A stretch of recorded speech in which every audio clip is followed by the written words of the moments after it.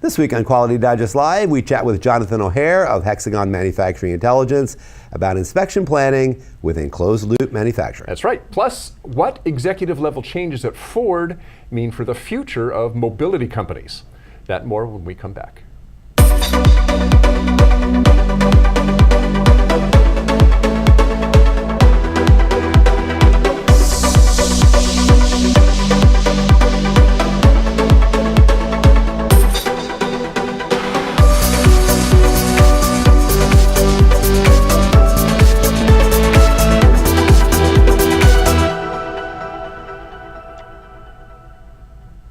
And welcome back to Quality Digest Live for June 2nd, 2017.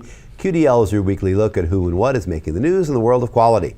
I'm Mike Richmond, publisher of Quality Digest. And I'm Quality Digest Editor-in-Chief, Dirk Ducharme. You know, we get a lot of interesting articles from ISO, International Organization for Standardization, and they usually have to do with the development of some new standard.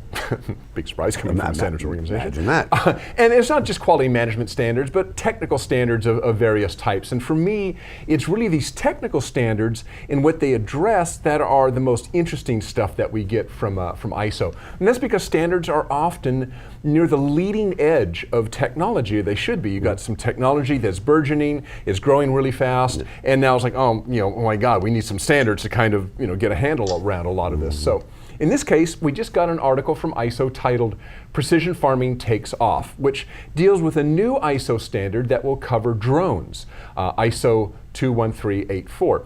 The standard is needed actually and pretty important because of the huge surge in drones over the past couple of years. So get this, the total number of US registered aircraft, manned or unmanned, in 2015 was about 260,000 aircraft. So, and keep in mind we're talking registered. Yeah, 250,000. A 250,000. Now, there are more than 750,000 drones. Alone. Drones alone, exactly. Wow. So just in 2 years, 750,000 drones have been registered. And that's like 750,000, right? And that's just, again, that's just the ones that are registered, because there's a lot of drones that people don't register. You're kind of technically required to register them, but a lot of hobbyists and stuff don't. If you buy a little drone and a kit or something. Technically, you're supposed to register it. But most people don't. Okay. They may don't, yeah. So the reason that we're seeing this big explosion of drones, obviously, is that the cost has really plummeted. A good quality drone is pretty much dirt cheap, and this is where the article gets worth reading because it deals with how drones, because they're so inexpensive now, are being used to reduce waste in farming. So, we talk a lot about lean manufacturing. In fact, we're going to be talking about lean manufacturing here in just a little bit, or one aspect of it. Well, there's also been a lot of lean farming, and it has to do with utilizing only as much water, fertilizer, pesticides, whatever, as you need. And for farmers over the centuries, this has gone from just treating the entire field exactly the same. You got a big field, you water it, you fertilize it, you seed it, whatever, and the entire field's treated basically the same, hundreds of years ago, right?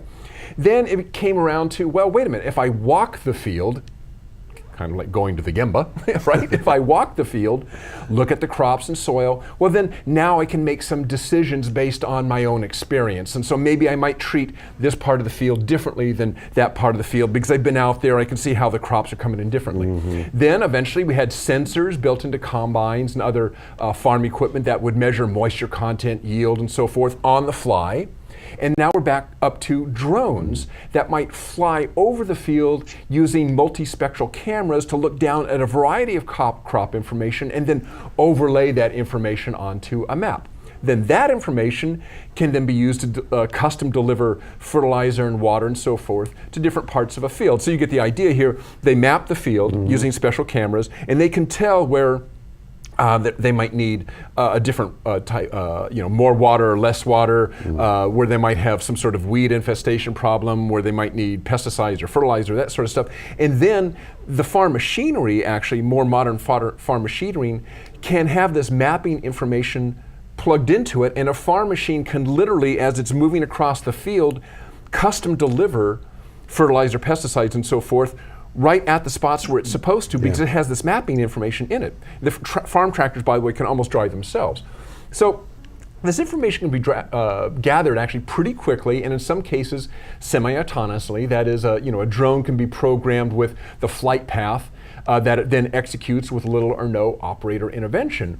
So all of this has enabled farmers to improve the health and thus the yield of their crops and do it using less energy and fewer resources, which if you think about it is exactly like lean manufacturing. This is kind of that same principle, but using technology to do the same idea in farming, which we kind of think of as just kind of this, you plant some seeds, you water it, and the plants come up, but it's gotten very, very scientific. Yeah, and productivity, we always talk about productivity in the manufacturing space, but it's even more important really in agriculture. You mean, you've got to, we have 7 billion people on the planet. Right. You've got to really squeeze productivity out of each acre of land, and this is a solution to do that. And you don't want to use more inputs than you need, especially water. Yeah, Also fertilizer. All the other stuff that goes into making. Because these days agriculture is an industrial process, and this is just another step towards that. It's interesting though. You think about it, you're like, all right, drones and you're like try to think about it. You try to put it together. When you read the article, you understand how those are linked. It's pretty cool stuff. And ISO's on it, man. They understand what technologies and standards are needed to make stuff work for people. So it's pretty cool stuff. Okay, well. Speaking of planting, another thing that happens every spring is it's the season in which the Baldrige Performance Excellence Program announces the applicants for its annual awards. Named after the late Malcolm Baldrige Jr., who was a U.S. Secretary of Commerce who passed away while in office during the Reagan administration. And the Baldrige Award has honored the nation's outstanding quality-centric organizations every year since 1988. I believe that Malcolm Baldrige passed away in 1987, and from that point forward, they announced the Baldrige Awards. So for the 2017 award cycle, an impressive total of 24 organizations have applied for the Baldrige, and they break down into the following sectors. 12 are in healthcare. Huge growth there. Amazing. 5 are in educational institutions. 4 are nonprofits, and 3 are small businesses. Again, no manufacturing. Yeah, I know, it's interesting. It's really changed in the past decade or two. Now, there's no minimum or maximum number of awards to be given out. In other words, any of the 24 applicants, of those 24, all of them may win a Baldrige or none of them may. It really is conceivable. It could go either way. But generally speaking, the number of winners in any given year is around 3 or 4. Sometimes it's 2, sometimes it's 5 or 6. It's not usually more than that or less than that. Historically, there have been a bit more than 100 winning organizations in the 29 years since the award began, including a handful of 2-time winners. So that breaks out to about 3 a year or so, something like that. These applicants face a very rigorous road ahead if they wish to be honored with a Baldrige Award. This summer, teams of volunteer Baldrige examiners will closely evaluate each applicant using the 2017-2018 Baldrige criteria for performance excellence. The criteria ask the examiners to assess the applicants in the following categories: leadership, strategy, customers, measurement analysis and knowledge management, workforce, operations, and then results. Results are not higher up in the echelon than anything else. Results are actually last in that in the criteria. Each of these 24 organizations will receive hundreds of hours of review, culminating in a detailed report that offers feedback on the applicant's strengths and opportunities for improvements. Organizations that we talked to who've gone through the process have said that the report really is many times the most valuable part of the entire experience, the information they get from those examiners looking at that. In August, Baldrige's panel of judges will select those applicants who will receive site visits in which the examiner teams verify the application and follow up on any questions. Then in November, the award recipient or recipients are announced. The Baldrige program is managed by the National Institute of Standards and Technology. So for more information, visit online at www.nist.gov/Baldrige. That's Baldrige. Great program. You would almost think of it, looking at it over the last 10 years, that the Baldrige is kind of a healthcare program, because that's really where half of them. That's really where it's exploded. Healthcare and education. Healthcare and education, but this year, and it used to be manufacturing. It used to be almost. If you look at from 1988 till now, the first half of that was almost all manufacturing. Then you begin to see some of the small businesses, nonprofits, healthcare, and educational institutions, and now that's pretty much all there is. So it's pretty interesting stuff there. All right. Well, over the years, the manufacturing industry has been inching closer to lights out manufacturing, or a manufacturing plant that basically runs by itself. Part of that equation, obviously, is inspection or measurement. So while dimensional inspection still requires some human intervention in decision making for now. A lot of that is being automated. So more and more you are seeing measurement equipment streamline how inspection plans, for instance, are created and executed, and how that in turn feeds into closed loop measure, analyze, control systems. Connectivity, software interfaces, and the user experience are every bit as important nowadays as the measurement hardware itself. And in some cases, you might argue maybe even more important. Mm-hmm. Because those, the software and the user experience, user interface, those are what help close the loop between measurement and control. And that's what you need if you can have an automated factory. So here to talk with us a bit about measurement automation is Jonathan O'Hare, technology expert with Hexagon Manufacturing Intelligence. Hi, Jonathan. Hello. So your company, Hexagon Manufacturing Intelligence, Hexagon in general, manufactures a lot of really high-end, precise measurement equipment. We go to your show, Hexagon Live, almost every year, and it's just amazing what's out there. And yet, in your article, you basically focus on not the hardware, but the software. PC-DEMIS, Inspect, Pulse, these are all kind of software solutions from Hexagon. So my question is, in this field, in the measurement field, is the actual measurement hardware becoming more of a commodity, and it's the software that's becoming the differentiator, the selling point? Yes, I believe that's true to some extent. And particularly, I've noticed it myself over the past 20 years or so that it has really plateaued. I mean, the improvements that you see in the hardware are things like fractions of a micron in terms of performance, and maybe you can knock a minute or two off your measurement cycle. But all in all, the measurement hardware has reached a level where there's very minimal or marginal improvements at this point. And a lot of the big game-changing improvements are in the software. I think the way software is being integrated with hardware nowadays is indicative of that trend in manufacturing as well. We can look at things, for example, like home thermostats. Now we have smart thermostats, and maybe there's a property manager that doesn't have to go 10 miles out of his way to check a thermostat because he can look at it on his phone. So these are the same types of things that are being applied in manufacturing, and there's huge savings. There's a huge value savings in that, and that's where the efficiencies are being gained, and that's where there are being leaps being made ahead. So Jonathan, as Dirk mentioned in his intro to this interview, the industry is really kind of slowly moving towards a lights-out manufacturing platform. So can you describe Hexagon's software or connectivity products and how they tie into that goal? Yes, one good example is Pulse. So we have Pulse, which is a monitoring software for all the aspects of machine during operation, the environmental effects, anything that might prevent the smooth operation of that system is monitored, and the data is transmitted and communicated to various people that can help that process. So I think when you look at it in philosophy, products like Pulse are moving us closer towards what we consider a lights-out manufacturing process. However, in our case, we're still talking about supervision of the manufacturing process, not completely lights out. We're looking more for conveniences to be able to intervene in those processes. So we don't yet achieve complete hands-off experience, but we're getting there. Now, I mean, so along with this, I guess we should put in is asset utilization. I mean, when a company spends hundreds of thousands of dollars, or maybe even millions of dollars on a wide suite of measurement equipment, that's a lot of money. They want utilization. They want that equipment to be running 24/7 if possible, so they can get the most bang for their buck. Does Hexagon address that part of it as well, maximizing utilization? Yes, absolutely. And this goes back to what we've been talking about is the two ways that you can address utilization is that you can make technical improvements in the hardware and in the system. And the other way you can do that is you can make improvements in the workflow methodologies.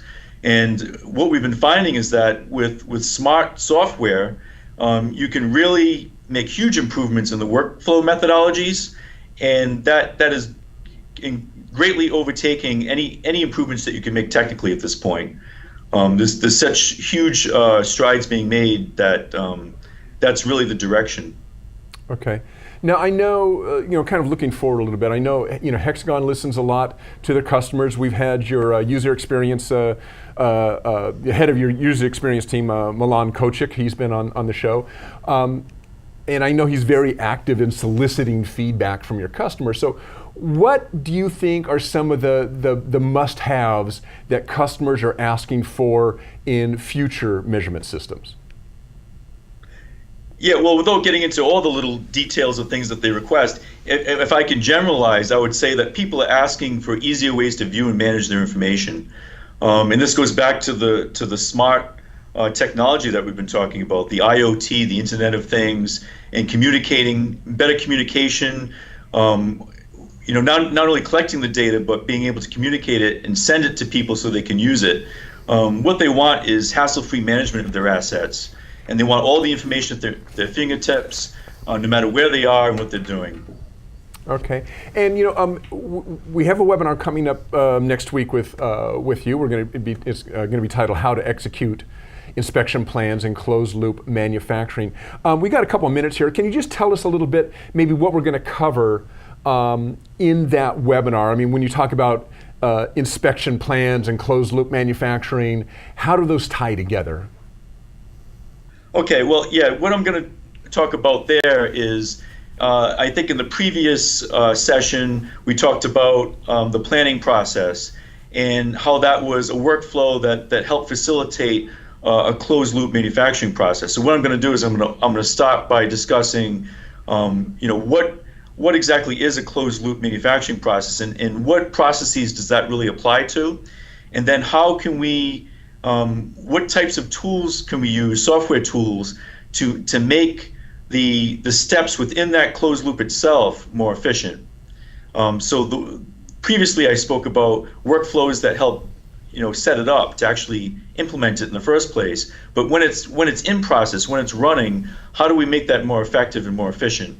And so we have software tools to do this. Some of the ones I've already mentioned today, like Pulse. We're going to talk a little bit more about those products and how they actually fit into that scheme. Okay, so as I mentioned, Jonathan will be presenting a webinar with us titled "How to Execute Inspection Plans in Closed Loop Manufacturing." That's going to be next Tuesday, June 6th at 2 p.m. Eastern, 11 a.m. Pacific. So y'all want to kind of get signed up for that. There is a link in Jonathan's article that'll take you out to the sorry, my ear was going bonkers there. That'll take you a link that'll take you out where you can sign up for that. Webinar. So again, it's going to deal with closed loop inspection and inspection plans and how to implement that within your facility. So, Jonathan, we will see you on Tuesday. Thank you very much. Okay, thanks a lot. Thanks, Jonathan. Talk to you later. I think I have an eardrum left here. Dirk, it's known as the technology. You gotta love it. It's known as HMI. It's an example of the human-machine interface. Interface, yes. Or inter-ear. Yeah, inter-ear. Inter-ear, which you don't have anymore. I got a left one. I think you have a drum left over here, maybe. Sorry about that, folks. Anyway, well, Dirk, as you know, you've heard this. Maybe you can still hear this. Barely. Few industries have had to face up to the combination of pressures and stresses over the past couple of years, like the automotive sector. Some of those wounds have been self-inflicted, of course, but still think about it. Car makers have had to deal with several massive recalls, scandals involving forging data or hiding information from investigators, and disruption from hybrid, electric, and autonomous vehicles as well. And let's not forget the event that kicked off this uncertain era almost a decade ago. The big three automakers here in the US nearly went bankrupt, necessitating a federal bailout that GM and Chrysler gratefully accepted. Not the Ford Motor Company, though. Very interesting. Although they did agree to accept government loans in exchange for a promise to accelerate development of hybrid and electric vehicles, an agreement that Ford executive and later CEO Mark Fields took seriously. Already at that time, Fields and his team were working on the company's Way Forward concept, which was intended to make Ford leaner in areas of research and development, as well as purchasing and sales. This later became rebranded as the One Ford plan. So, way forward to One Ford, really kind of one and the same thing, and an opportunity to make the company leaner, respond to some of the market forces that was affecting profitability at that time. Now, all this is a preamble to the article, Tides of Change at Ford Motor Company. You can see it right there. And it was written by QD contributing editor and content marketing coordinator, Ryan Day. The piece appeared in yesterday's issue of the Quality Digest newsletter. Now, Ryan first went to one of Ford's trend conferences back in 2012, I believe it was 2012, and he and I attended the following year, also known as the business trip from hell. For nothing, the reason it's not totally unrelated to Ford, we actually got to Detroit eventually through driving from Chicago at 4 a.m. Stayed in a Motel 5? And 4.5. Anyway, that's not germane, it just was an interesting story. In any event, for some time now, we've been following Ford's transformation from an automaker to what Fields frequently called a mobility company. His image of the future of Ford had more to do with Silicon Valley than Detroit, where an automobile was not just a vehicle to take you from point A to point B, but also the hub of an Internet of Things wheel. I mean, if you think about it, that's really what the vision was that a car would be a connected device that you'd be able to do everything you'd want from your car, right? And that was kind of the vision. Well, as Ryan showed in his article, the company suffered some huge financial setbacks during the height of the Great Recession, which we referred to with that bailout that they didn't take, but their competitors did. They had a whopping $12.6 billion loss in 2007. Field's predecessor as CEO, Al Mullally, began the turnaround by getting behind Field's Way Forward / One Ford plan to reinvent and reinvigorate the company. When Fields took over as CEO in 2014, the improvement continued apace, and Ford posted a $10.6 billion profit in 2016. That's a nice turnaround. Pretty huge turnaround. More than a $20 billion turnaround in the span of less than a decade. It's pretty impressive. Now, I mean, let's be honest. To be sure, excuse me, a lot of that improvement had to do with the fact that global crude oil prices sank from a record high of nearly $100 a barrel in 2008 to less than $50 a barrel today, and they've actually been a heck of a lot lower than that in recent years. And lower oil prices, of course, equal lower gas prices, which of course equal more sales of highly profitable gas guzzlers like Ford's F-150 trucks, right? But over these past few years, even as the company began posting impressively profitable performances, and even as the Dow Jones and S&P leaped in value, Ford's stock performance failed to keep pace. As a matter of fact, since the beginning of 2016, again, remember, this is a stock market that's really been booming, Ford's share price is down nearly 20%. Ouch, right? I mean, it doesn't make sense. A company with dozens of billions of dollars of profit, over $10 million in profit, share price sinking. It kind of is a bit of a disconnect. Well, the reason for the lack of sizzle in the market aren't really exactly clear, but they can be guessed at, I think. Sexier competitors like Tesla, for instance, have come out of the scene. And although that company can't show even a fraction of the revenues and profits of Ford, their share price is through the roof. I mean, Elon Musk is a promoter par excellence. And although Tesla doesn't make, I mean, it's true, right? I mean, he really knows how to get media coverage. And although Tesla doesn't make much from its electric cars, much less its futuristic plans for the Hyperloop or the Mars colony, Musk can certainly get the juices flowing for investors. By the way, I just read before he came on the air, that the Hyperloop is actually going to move forward, and in 2012 is going to have a Hyperloop route. I believe it's between 2022, you mean? 2021. Okay. Because 2012 would be like the Wayback Machine. I meant 2021. They already created it, we just didn't know it. But there's going to be a Hyperloop tunnel between, I believe it's Paris and Amsterdam. It's two cities in Europe, which normally has like a 3-hour or 2-hour plane flight. It's going to be like a 20-minute or 30-minute Hyperloop trip now, if they get that done. If they get it done, yeah. And Europe's really jumping on that. So anyway, but the result of this is that Mark Fields voluntarily retired just recently last month. And although, considering the history that we've discussed here and what Ryan wrote about, it's clear that he was likely given, as Ryan writes, the golden boot. So did he retire? Was he kind of pushed out? I don't know. I mean, the moral of the story is that large multinational corporations, whether they're automakers or mobility companies or space explorers or Hyperloop investors, inventors, I mean, they need more than just revenues to carve out a place in the minds of customers and investors. They need messaging, right? That speaks to a wide swath of people and appeals not just to the mundane now, but the mythical future as well. I mean, those that lead such companies are always on the hot seat because the best of intentions and planning don't always matter if the vision can't be sold and translated into results both for Main Street dealers and Wall Street trading desks. And that to me was the real takeaway here, was in thinking about this, the stock price deal. Well, where Ford's a successful company. They offer a nice dividend. Right. They should be doing better in the market. Why aren't they? And well, I heard one reason for that, though, is that shareholders, it's like, well, you're a car company. I don't hear you talking about making cars. You're talking about this mobility. What's mobility? You're a car company. How come you just aren't talking about cars? And I think there has been a hypothesis that has been the problem is that shareholders just didn't get. I don't agree with that, because what's Elon Musk talking about? He's not talking about Tesla. He's talking about Mars colony. He's talking about Hyperloop. I mean, he's talking about other things. But when he does talk about Tesla, he's talking about cars. Yeah. You know, I mean, you've got other stuff going on, but I think people expect from an auto company to be talking about cars, because Ford is there's still this vision that Ford, or this idea that Ford is an automobile company. What's a what? Well, but I mean, yeah, maybe it's messaging, as I'm saying, but maybe also it's just this idea that it's just not sexy enough. It's Ford makes F-150s and cars and Focuses and whatever, but those are hugely profitable things still. I mean, this company just pulled out of the Paris Accords, right? I mean, obviously this country is going to be reliant on carbon-based forms of transportation, and if oil prices stay fairly low, F-150s are going to still be hugely profitable. I would invest in Ford, right? I mean, it's a good bet, but there's some sexiness missing, and that's why I think Fields isn't there anymore. Well, I'm glad you mentioned the Paris Climate Accords, and obviously, as we know at this point, yesterday we heard the announcement from President Trump that the United States is... Are you going into the off-script section? Yes, I am. We're going into that. I thought we could run out the clock there. Of the Paris Accords. So my question to you is, there's no longer... as soon as all this is done, there will no longer be either incentives or regulations that are tied into the United States participation in the Paris Climate Accords and so forth. My question is, does it matter?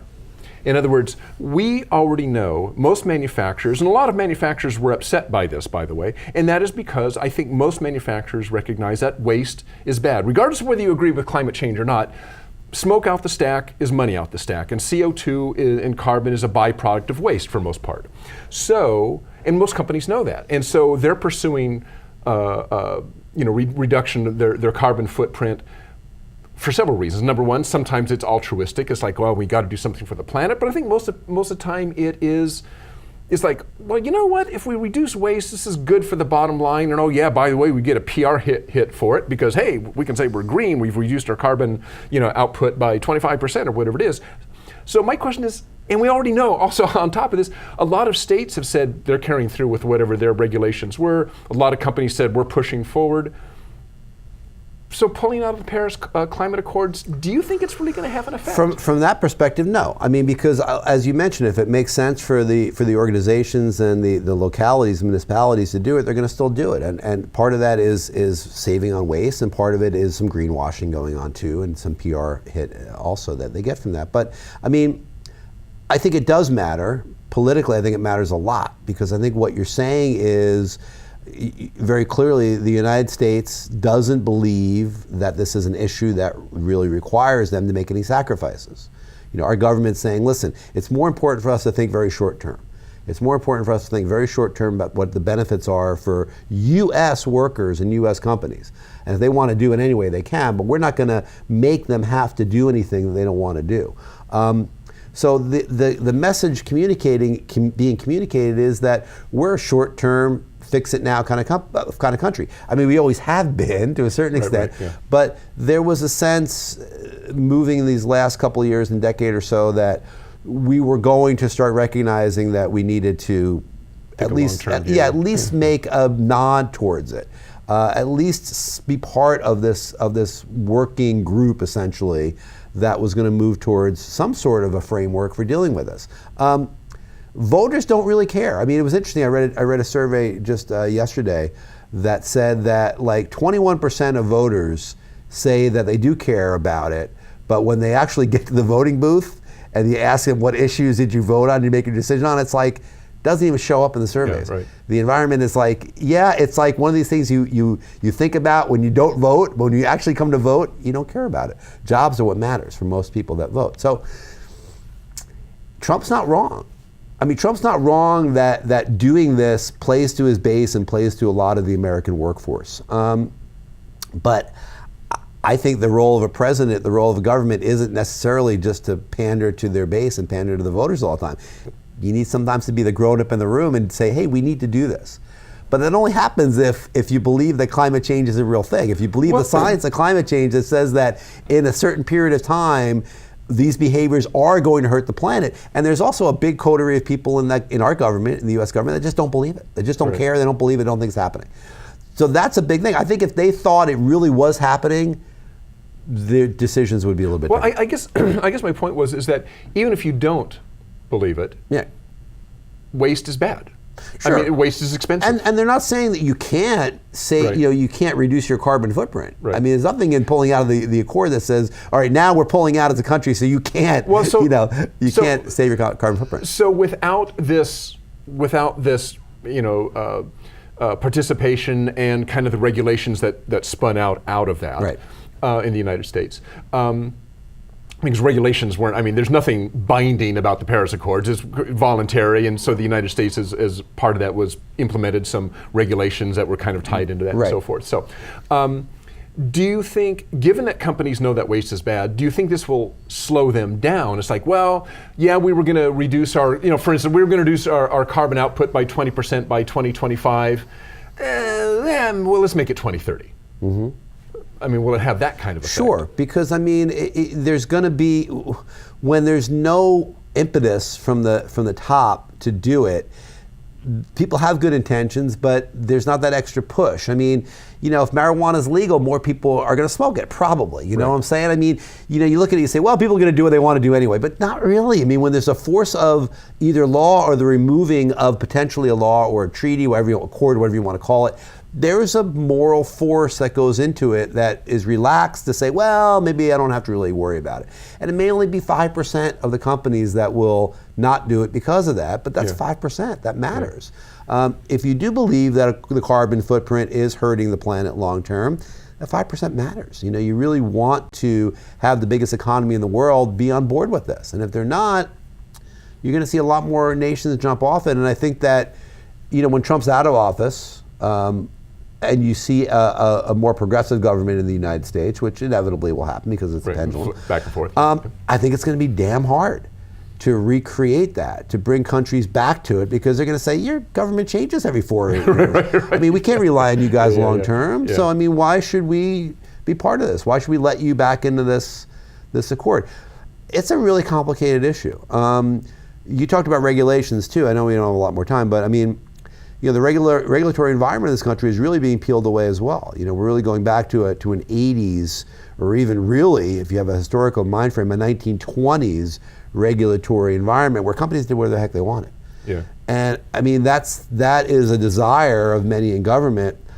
I don't think it's a good thing. I think there needs to be a restraint on companies, on organizations, because I think if there's not, people suffer environmentally and with OSHA and everything else. So your question opened a Pandora's box. I mean, there's a lot there. I mean, there's a lot there. We'll see.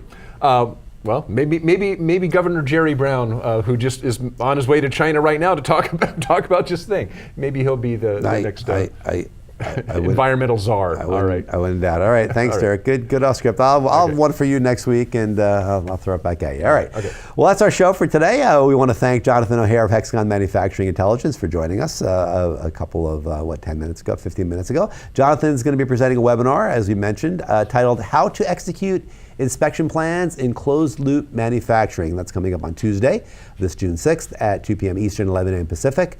Dirk's right here will be hosting, and Jonathan will be presenting, so it's sure to be a fast-paced and informative presentation. So you can register in Jonathan's article, right on the player page. Jonathan has an article that you can register in, or as always, keep your eye on your email inbox. We'll send you an invitation to the webinar on Monday, and you can register from there. That's it. And that's it for today. That's right. So long. See you next Friday. Have a great weekend. Okay. Bye.